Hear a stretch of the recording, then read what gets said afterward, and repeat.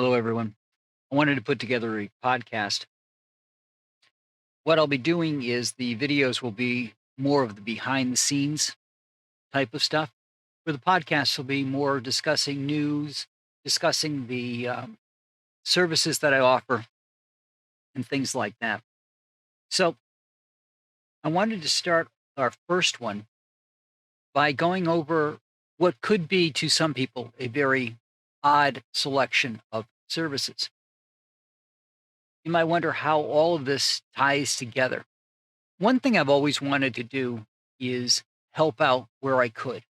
So let's start off with the aerial photography part of this. It's the newest and probably the easiest one to see how that would help somebody. The big things that I've got going in the last video that I posted, that I did live last night on March 29th, and it'll come up tomorrow morning. What we've got is the ability to use a drone to help a farmer or a landscaper see how things are going in a particular area. For example, if you've got crops, the software, uh, once images are taken, allows you to instantly see where crops are stressed, where there's areas that need attention. So yesterday, I flew a mission around my property, which coming out of winter doesn't look very healthy at this point. And that took 17 minutes of flight time to cover 7.5 acres at least of area. Now, what that means is I can now go through every image in there or the composite image and see where I have work to do. We've had several storms come through this year, and I have downed trees and broken branches and things that I need to take care of. I can use that as my guide to what needs to be taken care of. The advantage of course, of doing it right now is I have several trees that are leaf bearing. I have some evergreens, but the majority of the property right now has leaves. Being winter, all those leaves are gone. So I get a really good image of where all the branches are right now so that when it's covered over with leaves come spring, I'll still know where all that stuff is. I won't have all those leaves and things in the way. So that helps from a landscaping standpoint as well. I can now go see where I need to handle things in the property. Now, if I were a landscaper taking care of a vacation home, for example, or as my folks had done, they were coming up just on the weekends. Uh, so this was a weekend in more or less summerish type place for them when they first bought it. It allows you to see what needs to be done, and taking pictures as we go along, it'll allow me to see where things are looking okay or need improvement.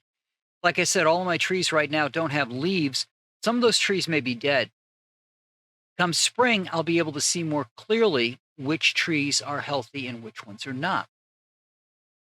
Same with farming. When you've got a field of plants that you're taking a look at, not only does drone allow you to see that area very quickly, the software that allows you to take uh, those images and run them through a filter that allows you to see how healthy the vegetation is.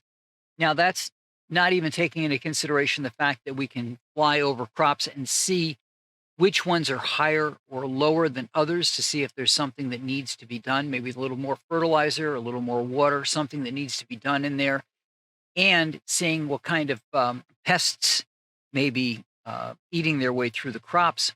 It allows us to also see how healthy the crops are. And by going back over and over, we can see if the resources we've applied have actually made any changes. Extrapolating that out a little bit further, again, helping a business, this time a real estate agent, being able to have an overflight of a house or kind of that walk up to a house type of photography done with a drone allows the home to be seen a little differently. Also, a drone can allow us to show the view around the house. Now, you're probably all familiar with real estate photos that are just that still image sitting on a site. This is what the house looks like. But if we extract from that the ability to look around the property, a little video to see what you would see as a homeowner when you look out your windows in the morning, for example, what the drive up to the house would look like. Those are very powerful things, and that can help both a real estate agent make a sale, but also help the homeowner make a more informed decision, or the potential homeowner for making a more informed decision on the property. And that's my aerial uh, focus, is helping out landscaping companies, helping out individuals who just want to get an idea of what needs to be done on their property, helping out farmers. I know we have a lot of new farms popping up, or at least new ways of generating profit from farming, such as through marijuana sales. So this allows a little bit more flexibility and less staffing necessary to go out and walk the fields, for example. And then there's the real estate angle of being able to help people understand what's available out there and get a more informed view of the properties that they're thinking of using. But now let's take a look at another piece, and that is my bodybuilding photography. Now, bodybuilding photography serves two purposes. It allows me to help you celebrate the gains that you've made, the progress that you've made on your journey. It also helps with the ability to get or maintain clients. Now, let me explain that. Bodybuilding is not an inexpensive sport, and it's a community uh, of like minded individuals. To that end, a lot of times a bodybuilder will either be working with a coach or themselves be a coach. In both instances, having good imagery, things that show off your progress, that show off your success, both of yourself or of your clients, helps you to get new clients. Having images of your clients as they go through their journey so they can see their success helps you retain clients as well. Now, the importance in those types of images is retouching. Not only do you have to have a very good image to begin with, but because it's a two-dimensional image, retouching brings back that third dimension so that the muscles show again, so that you've got definition in the body and it doesn't look washed out or flattened out because it's a two-dimensional image. So not only do you have the ability to capture the wonderful progress you've made in your journey, you also have the ability to maintain or get clients who can see the success that you've had, who can see the success that you've had with your clients and decide that you are a good fit for them and they want to be your client. So that's how the bodybuilding photography fits into, again, trying to help people um, with both capturing their journey and with uh, the ability to get and retain clients. And now we'll look at the third set of services. Now, I've got it under the label of boudoir. It's basically portrait photography, but portrait photography that can go and be more intimate. The reason for this type of photography is it can help you feel more confident and it can help you capture a side of you that maybe you don't show to other people. And here's the difference between boudoir and a normal portrait session. A boudoir session usually ends in an album. You have an album of pictures that go into a box that you control who you share it with. It could be just for you so that you can relive the wonderful experience you had. And to that end, that's why I've added in a hair and makeup so that it's a non-stressful experience for you. Normal portrait photography would mean that we would end with pictures up on your wall.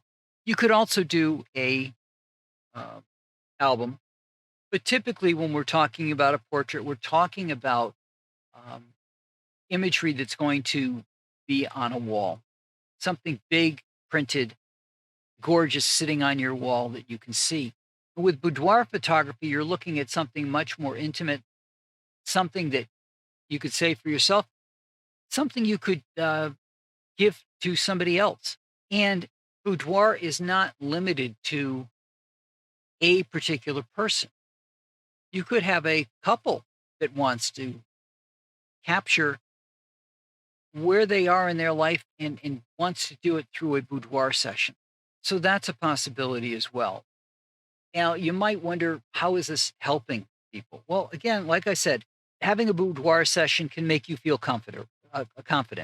My job is to make you feel comfortable.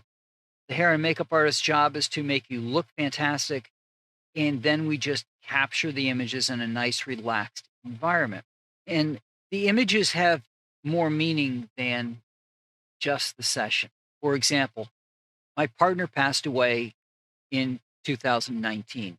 Of her, I have pictures that I took as well as selfies. I have a bias against cell phone cameras. For the most part, I don't like that format. I like a big image. I want to capture more than just this little screen area. So, and I don't think they do such a great job when it comes to putting the right coloring and contrast and things on an image. But that aside, I have images of her that I can look at and remember her. I also have images of my family. I have my son and daughter-in-law and their pets, and I get a warm feeling by looking at those photographs. We just came through a pandemic, and for some people, that may be the closest thing they saw to family for a while was an image of their family. So I guess when it comes to these photographs, this is helping people on a much more intimate and personal level. The goal here is to let them share themselves and celebrate their success in a private and controlled, I guess we could say, manner. So that's the goal of this type of photography. Now, let me talk about the channel for a moment here before we go on to what the year will look like. On my channel, my goal here is to give you a behind the scenes view of how I work and what I do and what I offer. To me, choosing the right photographer means knowing if you are going to click, if it's somebody you're going to be comfortable with, especially when it comes to boudoir photography, but any kind of photography. Are you comfortable with the professionalism of the person that you're using? Are you comfortable with the way they approach the subject?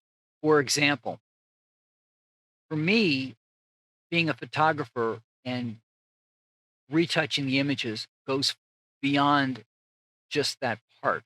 I show you the best images that you have, and we assemble the book. I don't just throw a bunch of images at you and you're done.